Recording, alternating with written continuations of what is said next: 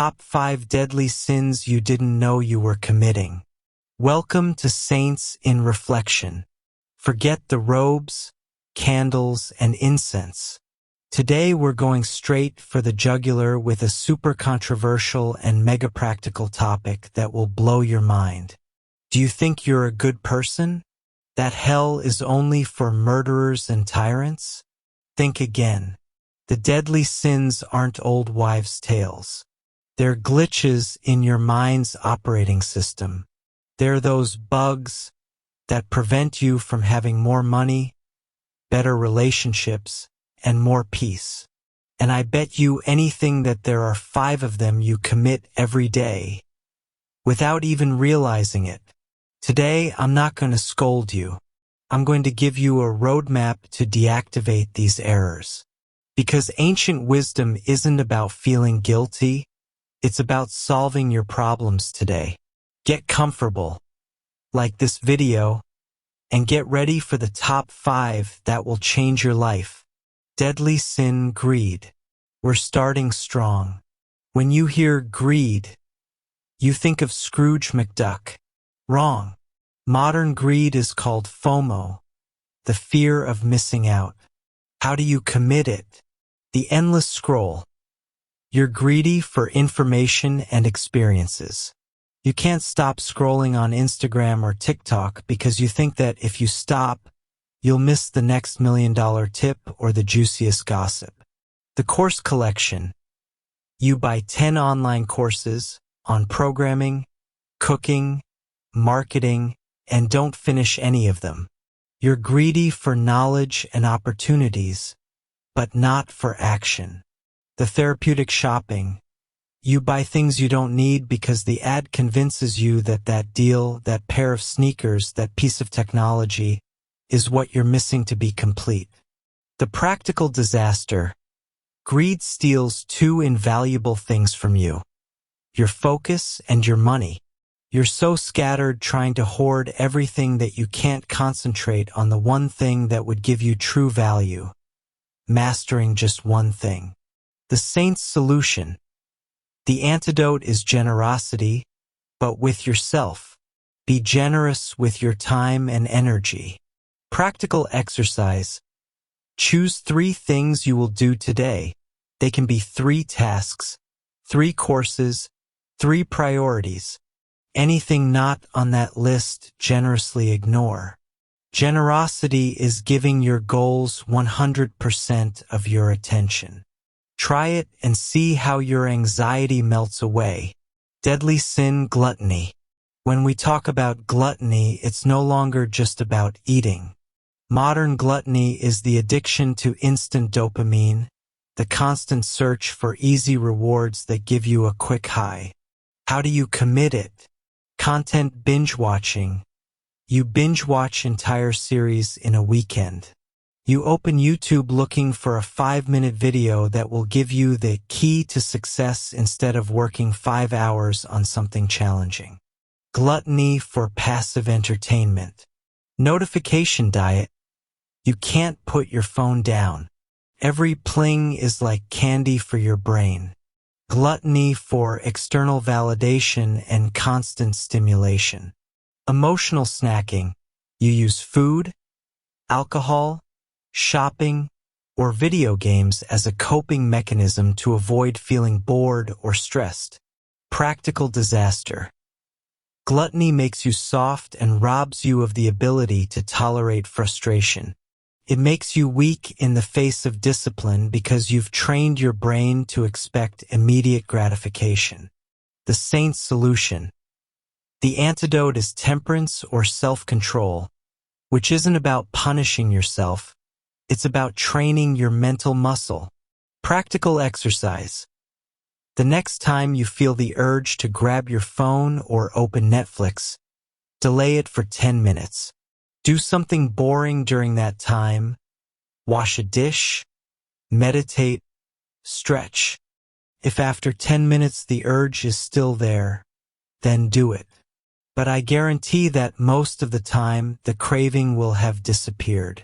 You're teaching your mind that you are in control, not the urge. Deadly sin. Pride is no longer the king who looks down on his people. Today, it's the armchair expert syndrome and the hidden ego. How do you commit it? Anonymous commentator. You constantly criticize those who take action. The person who posts their gym achievement, the entrepreneur who fails, the politician. You feel superior because you, from the comfort of your home, have all the answers to what they should have done. The I don't need help mindset. You struggle to delegate, apologize, and, above all, admit you don't know something. You believe asking for help is a sign of weakness, when in reality it's a sign of maturity. The trap of others' success. Instead of being inspired by the success of others, it gives you an internal itch. Pride whispers, I would have done better. It's not that big of a deal, they were lucky. The practical disaster. Pride isolates you and makes you unteachable. You can't grow if you think you already know everything. You remain trapped in your comfort zone, criticizing those out there, making mistakes, yes, but moving forward. The saint's solution. The antidote is humility, which doesn't mean belittling yourself, but rather embracing the reality of your potential. Practical exercise. Today, sincerely congratulate 3 people. 1 for an achievement, even if you're envious.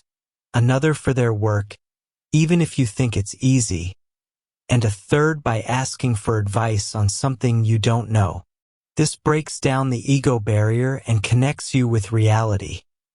The world is full of talented people from whom you can learn. Deadly sin.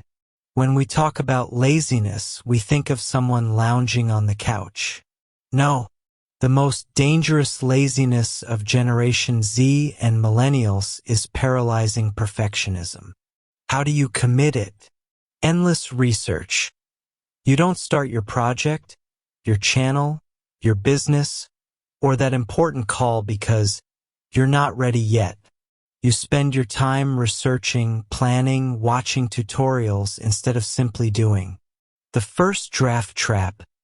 You don't want to release anything until it's perfect.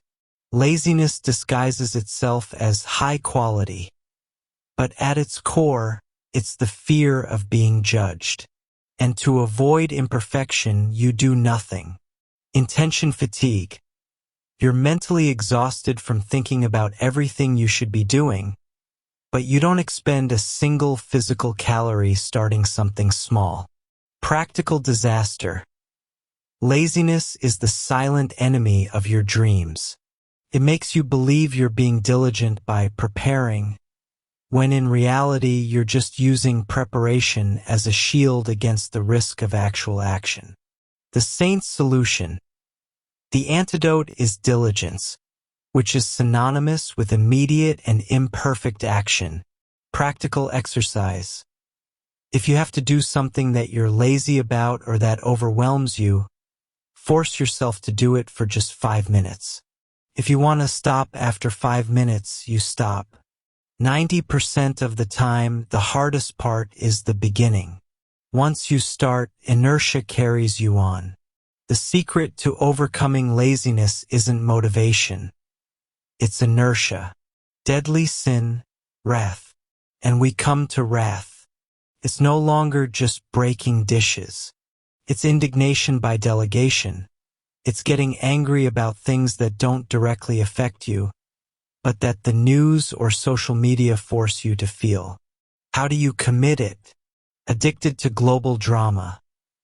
You consume news that makes you furious, you get indignant about politics on the other side of the world, about the behavior of a celebrity you don't know. You spend all your emotional energy on problems you can't solve today, instead of using it to sort out your own chaos. Trolling or cyber argumentation. Anger is vented in anonymous comments or pointless group discussions. It's a way to feel powerful and morally superior without having to do the real work of changing anything. Digital grudges. You block, unfollow, or keep a mental list of grievances. Anger transforms into grudges and spoils your morning coffee. The practical disaster. Anger makes you toxic to yourself and those around you. Grudges are like drinking poison and hoping the other person dies. It robs you of sleep, raises your cortisol levels, and blinds you to the opportunities right in front of you. The saint's solution. The antidote is meekness, which is calm strength, and patience, which is the ability to wait. Practical exercise. Before getting indignant or typing a furious comment, ask yourself, can I do something right now to resolve this? If the answer is yes, it's your problem. You can do something, do it, and resolve it. If the answer is no, it's a global problem, someone else's problem, or it's just a silly social media post, close the app.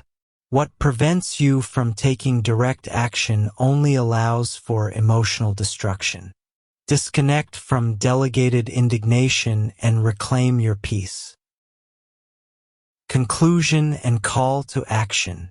There you have it, folks. The top 5 deadly sins that are ruining your potential. Greed equals FOMO. Deactivate it with the rule of 3. Gluttony equals instant dopamine. Deactivate it with smart delay. Pride equals armchair expert. Deactivate it with active praise. Sloth equals paralyzing perfectionism. Deactivate it with the 5-minute rule. Anger equals delegated indignation. Deactivate it with the action filter. Remember this. Ancient wisdom isn't meant to make you feel like a sinner. It's meant to empower you by revealing where your energy leaks are. The reflections of the saints aren't about guilt. They're about solving your problems today. It's your turn. Choose one of these 5 modern sins that's hitting you hardest and commit to applying its practical exercise for 7 days. Tell me in the comments, which of these sins resonates with you most? And which exercise will you do today? I want to read your commitment. If this video gave you the push you needed, give it a like. Subscribe to Saints in Reflection for more content that helps you hack your mind and live with purpose. See you in the next video. And remember, wisdom is meant to be used,